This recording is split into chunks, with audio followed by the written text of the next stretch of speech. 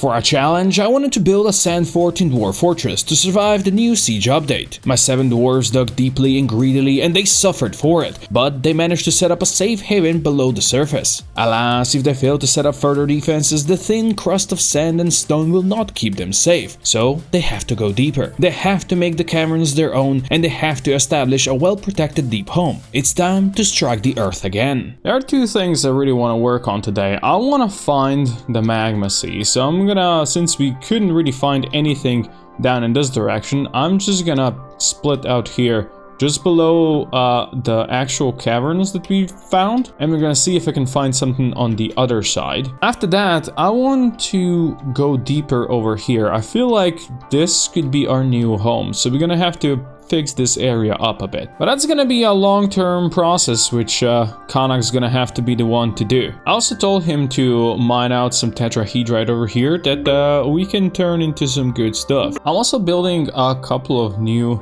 bedrooms over here because we did get a couple of new bar dwarves in here that, well, they'll need a place to sleep at some point. Although at this point we already have 4 of them, 3 bards and a poet. I'm not sure if we want more, but for our small fortress, I guess that's gonna be it for now. And hopefully we do get some more migrants that we can put to good use here. Oh wow, that was a lot of tetrahedrite in here. I did not expect there to be so much. Amazing. There goes Kanak. He's gonna open up this side here and hopefully we can find, well, more caves or something. Give me magma. Also, we get more and more visitors, and there's a goblin, a pug, who is a lady consort, came to visit us. I don't trust you, goblins. I don't trust you. Well, Kanak still hasn't found anything special over here. I'm very disappointed. This map is proving to be tougher and tougher to crack, huh? Now, with so many visitors coming in, I'm gonna start telling that they're not allowed into my temples and such. They'll be allowed to go pray in this general one, and they'll be allowed to be in the inn. For now. We'll also be having some cave crocodiles popping up over here and popping back into the water. Alright, that's interesting. Another set of creatures to be expected to go with our trained elk birds now. They are considered to be... oh, this one is even skillfully trained. Nice. Maybe we should release them somewhere. Or, you know, we could just eat them. Oh, we do have somebody that would want to stay here as a soldier. That's an actual goblin? Somnus? He's the one that's the legendary surgeon, bone doctor, and suturer. And he's a competent maceman, an armor user. Okay. Apparently he's also a grandmaster comedian. Well, just for that,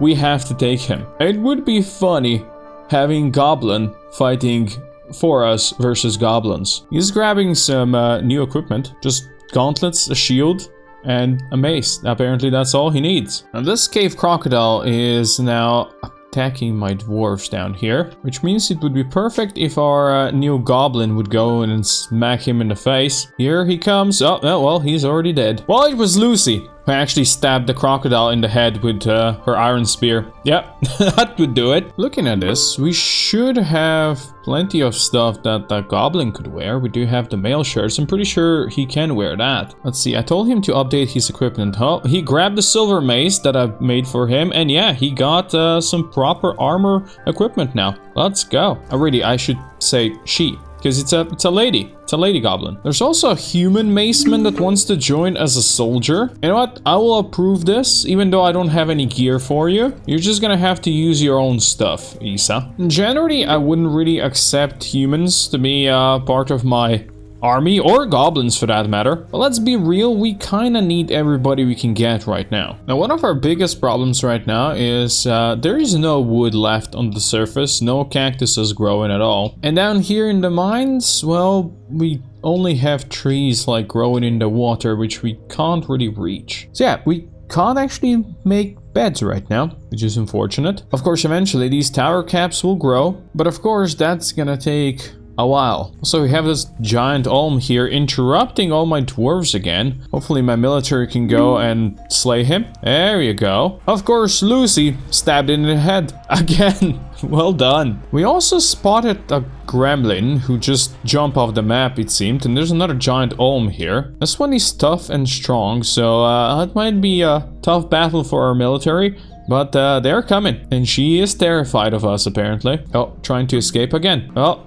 No, that's not gonna work. Let's go. Oh, the human maceman finally got a kill. Well played. And now we have a giant toad up here. I'm trying to build this wall so these animals couldn't be constantly getting into our base, yet they still somehow do. Oh, the military won't be able to get it before it jumps into the water. That's unfortunate. It almost seems like I'm gonna have to put my military down here forever. The underground sieges are worse than the overground so far, but whenever we can finally build this wall over here, it's gonna be okay. Now, I'm actually gonna start digging deeper in here. And we're gonna explore this section a little bit. Oh, the bloody toad is back. He's trying to catch, I think, our cat. Oh, the military's here. Get him, let's go. Of course, it was Lucy again with the kill. Our inn is attracting more and more interesting people. We have a coyote woman coming in. That's actually pretty amazing. She's a competent lasher. Well, if she wants to join the military, why not? I can already see how one of them is gonna turn into like a weird zebra or something and wreck everything here. Also, I noticed we done really well butchering a bunch of crundles, and we also got the elk birds here as well, and some cave crocodile and giant olm stuff. So we got the food from them, we got the bones from them. We need to turn them into, you know, something useful, these bones at least. And my craft dwarves are well, definitely working on that, making totems and making figurines and such. Also below the caves, Kanak is now digging out our first section. We can start moving some craft dwarfs in here. Apparently this toad is really stinking up the place. Well, that's not good. I'm also trying to block access to certain parts of the caverns, so we could be slightly more safe from attacks from all over the place. Very nice, it's now early spring of 102. Hopefully we're gonna be slowly but surely getting some more migrants in. That's a lot of blocks we have just lying around over here. Some of them are in the bins, some are not. This is all gonna be brought downstairs. This right here is gonna be our new stonecutters area. Oh wow, elves are coming and they have giant camels. Oh, that's amazing. I'm not sure if there's anything we can trade them that they wouldn't be upset about. Maybe we can give them some amulets made out of rocks. Definitely not the bone ones though. We have quite the value that we brought over here. Yeah, some of the stuff they hate, but we'll see what they have. I think I'm gonna have to buy all of their logs because we really need wood. Alright, so I bought some leaves and fruit and basically a couple of buckets made out of wood and all the logs they have. And I'm giving them all the stone crafts we've got over here. And he seems pleased with that, that's great. More dwarves are coming down here into the mines again, which means I can start dismantling some of these crafting stations up here. Yeah, it's gonna be a lot of hauling that's gonna need to be done down there, but hey, at least we finally got some wood out here, and the first of our crafters has arrived. Very nice. Oh, they even brought one of the bins down here. That's awesome. We're starting to turn this area into crafting area. I'm also gonna move the bedrooms down here, and then we're gonna move the inn over here, so more people will be chilling down in this area. Also, somehow this bard managed to get caught on the wrong side of the wall here, which I have no idea how it happened. There should have been no way for him to even get there. Well, to be honest, what he did is pretty impressive, but he will now be saved. He's ready to go eat. Go, you silly bard. He's eating a banana? Where the hell did we get a banana from? Well, he's definitely going back down into the mines to make some bone crafts.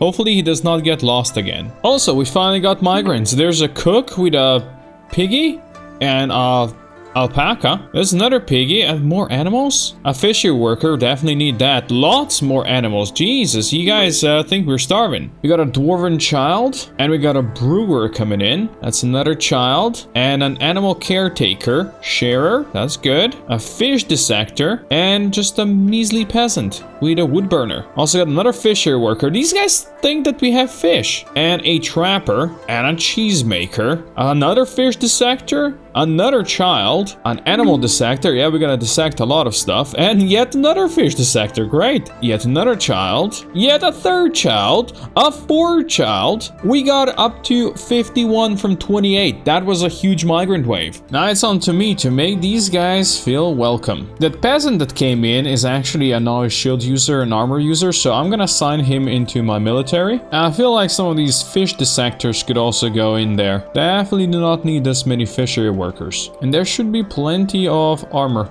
for them to equip themselves. Oh, there we go. They're putting on some armor. Let's go. Oh, we have our first Feymood, and it's actually Kanak. That's very exciting. Let's see where he goes. Looks like he's gonna go for a stoneworker's workshop. He's getting some wood as well. Grown coffee wood logs. The dwarves of Strapped Work waited with bated breath to see the creation of Kanak. This was the fort's first Feymood, and the artifact to come could surely be nothing but legendary. Alas, while Kanak worked, the many new migrants had to dig deep and start working hard, for the fort was on the move to the caverns. There was a lot of work to be done before it was ready and the above fort abandoned, and they could only hope they'll be fast enough before the raiders came and trust in the sharp spears of Lucy and her squad. And there it is, Kanak has created Dalit Nissum Minbaskordam, an olivine millstone. We don't necessarily need a millstone right now. It's got a value of 3,000 and it is our first artifact. Also, now that we do have our first artifact, I'm gonna say no longer are the visitors welcome.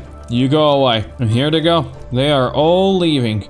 Goodbye and good riddance, you're not stealing my stuff. Also, deep in the caves we have found some native gold. That is actually pretty good. And the new bedrooms are starting to come along nicely. That's actually a lot of gold here.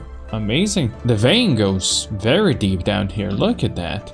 It also goes deep up here, very nice. Oh, our chicks are hatching over here. From eggs, that's actually great. And when I say great, that's quite a lot of chicks already. Damn, we gotta allow people to get in here and get our eggs again. So this is gonna be our new inn down below. And of course, visitors are not welcome. I'm also gonna start moving our food and drink production just below this new place. Oh, we have work for our army. There's some body snatchers here. Let's go. Let's see if our dwarves can catch up to them. Well, they didn't, but we did manage to catch 2 goblins in here. What we're gonna do with them, I don't know yet, but we'll probably get rid of them. Also, I noticed there's a pond grabber over here. That seems like something that came out straight out from Moria, and I'm afraid of it. But for now, it hasn't really tried to grab anybody into the pond, so that's fine. The crafters have done setting up well over here, and the bedrooms are starting to get complete. Oh boy. We got human caravan coming in. Alright, well, I guess we can trade with these guys. They wanted anvils. Well, I only told them to bring 190 items over here, which is mostly the reason because we just don't have stuff in bins, which is because we were moving a lot. So yeah, this is all still kind of scattered. I'm gonna ask humans to bring me wood next year because apparently we really need this. And they'll want amulets and cheese. They really only brought elephants and the bears, huh? That's actually pretty amazing. Why not? We're gonna give them a lot of our crafts and they gotta be happy with that. Let's go. Now, I know my dwarves enjoy this place, but I think it's time we move the inn down below. And with that, I'm also gonna remove this drinking stockpile. Now, we do have quite a big problem down here, unfortunately. Or I guess across our whole fort. We live in a desert, right? So there's basically no wood here. The caverns are also pretty barren and there's barely any mushrooms growing into logs over here. In general, that wouldn't really be a problem because you see we would use magma eventually to craft all of our weapons and such out of metal. But by now we got to elevation minus 90 and there seems to be absolutely no magma. There also seems to be quite a big lack of bituminous coal anywhere. We're gonna have to dig further for that. Oh, we have found a cavern finally. Oh, this one's got some sweet mushrooms here. We could potentially use some of these for trees if this wasn't all just in the water. Also, more migrants, just children coming in. But of course, why not? There's a shearer at least. A peasant, he could be in the military. Another fish cleaner. A miner, that's great. More children, even more children. And that brings us up to 65 now. Also, apparently a farmers guild has now been established. Well, we're gonna need to move these farmers soon down there into the caves. By the way, we are down here at elevation minus 97 where we discovered these caves. And the bottom of this caves is at elevation minus 102. This is insane. My hope now is that maybe the miners can find some magma down below? I know, this is scary. Getting out here, opening the doors here. Who knows what kind of creepy crawlies could have come up here. But we need wood. And I'm gonna be sending my woodcutter down here. He might become the sacrificial lamb we need, but it is what it is. And of course, all the dwarves, they're gonna have to haul logs upstairs. Now, they're already also collecting webs, but of course they are. Oh, we started taming our elephants into war elephants. Oh, that's great. I think we're gonna assign Lucy to war elephants. So Lucy's got her war elephants. They go up and down. I guess they go eat here and then they chill with her in the training room. And we are doing some more mining down here just for some more workshops. There we go. We got our new carpenters here. We're gonna put the wood that we're gonna eventually have in here. Of course, the farmers now want a guild hall. Fine, I will approve this, even though I don't really want you to have it in guild hall, but it's okay. As you can see, I'm planning a big project over here, so I guess we'll want farmers nearby here. So even though I'm not sure if I want them to have a guild hall right now, we're gonna set it up over next to this future big project, I feel like. Oh, we got another Fey Mood by a fish cleaner. And they have taken exactly the same workshop. He's still trying to find the stuff that he will want. And he grabs some iron bars. Oh, that could be interesting. And there it is. An Olivan toy hammer. Amazing. Osiris Zigas is worth 4,000. That's pretty good. I'm gonna actually dig into this. And we're gonna put a little small vault of artifacts that people will be able to see from here. I feel like that could be cool. We still have some glass windows that we made before. We can put them here so people will be able to enjoy our creations from it. And this here is gonna be the Farmers Guild. Almost ready. So we can start building in it and placing some nice stuff down. I'm gonna order so they make some statues as well. I'm gonna make them out of autoclays because it looks pretty cool with its reddish hue. At least I hope it's reddish. I'm colorblind anyway. The upper caverns now belong to the dwarves of the Strapped Work, and the wood-bearing caverns far below are also theirs for the taking. Peace rules their fort for now, which definitely helps in their efforts to move into the deeps. But naturally, peace cannot last, for they are dwarves, and every other civilization is jealous of their crafts and their knowledge. So they have to protect themselves by any means necessary, and if it takes massive projects to make it happen, well, then so be it. As my dwarves dig and build down here, and since we have 65 population now, I went ahead and I assigned a couple more dwarves to this squad here. They're gonna grab the equipment that we have created for them previously and they're gonna go to battle. So that is properly equipped full squad, just need some backpacks for them and a couple of extra flasks. Also, the dwarven caravan has now arrived, so we can start trading once again. I actually wanted to move my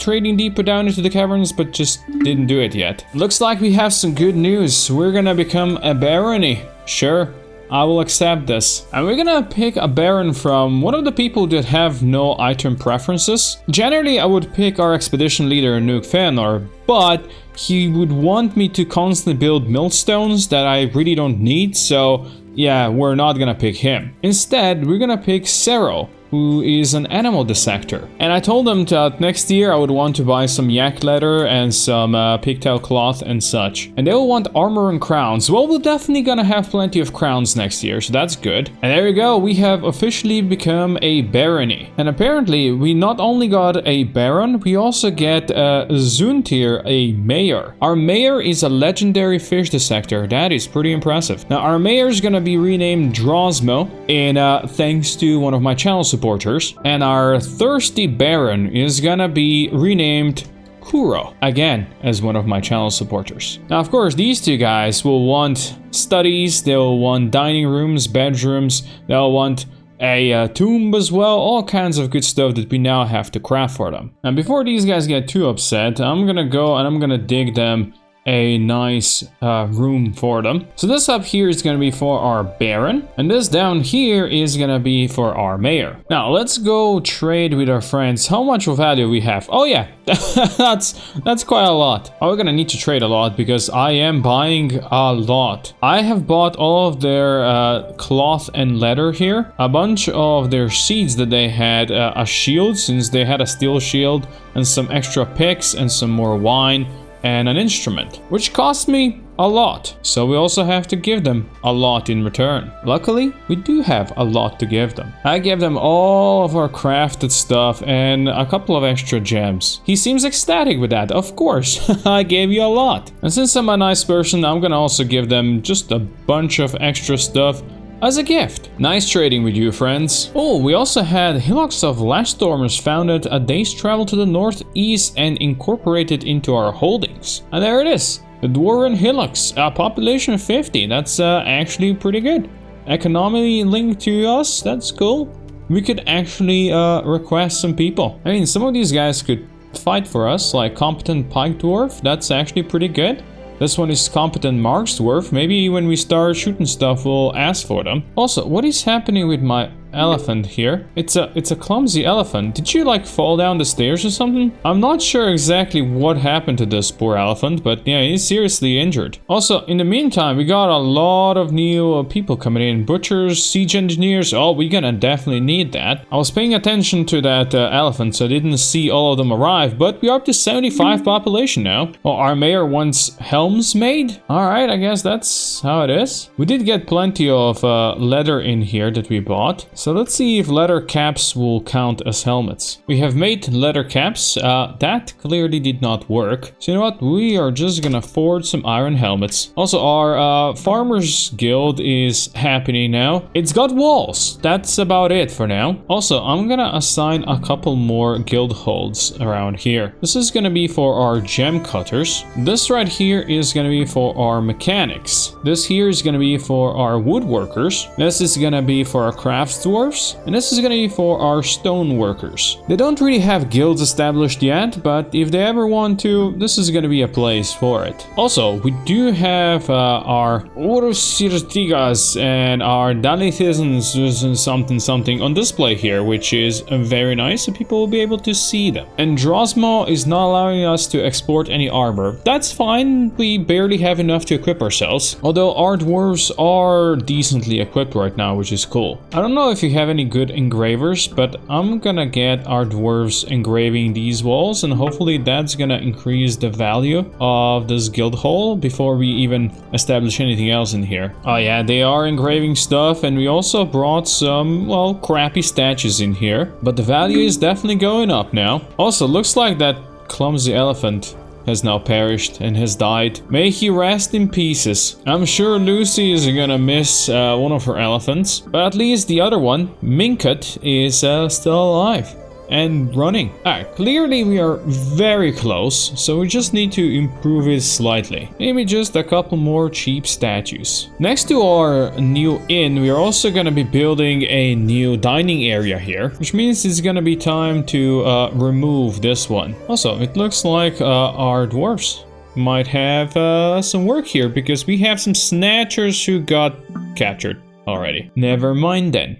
That's fine. Oh, and the agreement with our guild hall has been satisfied. That's great. Didn't even need all of these crappy statues. And this one doesn't quite look as good yet, but for now, this is gonna be our new dining room. Now, our mayor and baron place have been dug out. We need a lot of work on this. For now, we're gonna start with some basic flooring. And in between, just to make the place more pretty, we're gonna add some gem windows. After all, we got plenty of gems. Why not? I am sure the nobles will love them. So this is gonna be Kuro's, our baron's office here, and this right here is gonna be his big bedroom. Of course, preferably we also gonna go and smooth all of this, just so our nobility could feel good about themselves. Oh, look at that. He is actually happy with his bedroom and his study. That is great. I decided I didn't really like the way these places were looking, so I'm gonna move the workshops a bit further back. Oh, also, we got a new strange mood, and our great weaver is gonna go claim a workshop. She's gonna be working here at the clothier shop, as you would expect. The poor weaver's been going around for ages because she has to go so far. We really need to bring the clothier shop down below as well. Also, we made a tomb for Kuro now that he wanted, and he's actually happy with it. Didn't really need anything special. Oh, and the weaver finally got all the stuff she needed. I don't know exactly what. Oh, she needed vulture bones, but of course she did. She's got a lot of cool stuff here. And she has created a sheep wool turban. She claims it as the family heirloom. It's called Roderitat Fazismelbel. Worth 6,000. That is actually pretty amazing. I think it's only appropriate that we assign that to our Baron. It's gonna be the sign of his position. He, after all, is not wearing a hat, so hopefully he can put that on. Also, we are mining basically everything in the upper caverns now, and this is really just in hopes to find bituminous coal that we are really missing now that we really can't find magma. Also, Kuro got his dining hall, which is pretty simple if you ask me, but he is very happy with everything he's got, which is really nice. Now we have to fix stuff for Drosmo as well. I have already polished his walls, so just need to get some flooring in now. Oh, Kuro is now going to pick up some equipment. Oh, look at him go. He's got that little Roderitat Fazis Melbil on his head. Also, we got some sloth bear cubs coming in. Oh, that's really cool. We can maybe sell these eventually. Oh, apparently the elven diplomats have came here and are complaining about us chopping down trees. Apparently we do have an alliance with the elves, so hopefully that shouldn't be too big of a problem. Our mayor is finally getting his new quarters and his new dining hall and his office whenever this glass table is brought over here. And that actually makes him happy, just needs his weapon rack brought in. Oh, we have finally found bituminous coal. That is amazing. We shall mine all of that out. Also, we got elf merchants coming in, so that's great. We can trade with these guys for a bit. And we also got new migrants coming in. We got a bone doctor. Finally, somebody is a doctor. We got a woodcutter. We got a clothier. That's always useful. An engraver. Another fisher dwarf, of course. We got a gem cutter and a child. More children coming in with their pets. There's a presser and another gem cutter with a ram. There's a dyer coming in and a shearer, a paper maker as well with more pets, and a metal crafter. That's always good to see. A siege engineer, will need those now, and another metal crafter. Animal trainer. Wow, another siege operator. Amazing. And well, to combine with all of that, we also have an Etin. Well, this big boy isn't joining our fort for sure. Let's send Lucy in the squad after it, because he's gonna intercept our incoming dwarves otherwise. And let's see how this battle goes. Wow, he is very fast. Oh, but he's also very dead. And it was Attis, one of our hammer dwarfs, that actually got the Etin kill. That's pretty good. What is also great is that we have found some more bituminous coal here. Very good. Also, we brought the table down here, which means that our mayor is also satisfied with how this looks. And I did not forget about our expedition leader, Nuke. This is his new office with many windows looking on the outside. And in the nearby carpentry guild, we have Zutan leading carpentry demonstrations, which is really nice. So these guys are now learning. Now let's see if there is anything we can buy from the elves. Maybe I'll buy their instruments. I'll take some of their leaves and fruits so we can make some new alcohol and food. And yeah, I'm just gonna buy some of their instruments as well. And for that, they can have a couple of my gems. Oh, we also have the pits and stolen brazen connected to our fort. Amazing, we got goblin pits linked to us. That is not how I expected this is gonna go. Looks like we're gonna have to piss off a couple of goblins ourselves. In any case, we didn't start our big project quite yet, but at least the nobles are happy for now, so that's what we got going for us, which is nice. With Strapped Work becoming a barony, the dwarves almost forgot about the real dangerous present in the world. They were so enchanted with their new nobles, Kuro and Drosmo, and so preoccupied by making sure they would feel welcome in the fort, they almost forgot the goblins were coming. But luckily, Lucy remained ever vigilant. Her and her one war elephant were ready to fight off any surface dwellers that would dare show their ugly face. Strapped Work was a happy village, and they were content with their lot. But there was one question on everyone's mind. Where's the magma sea?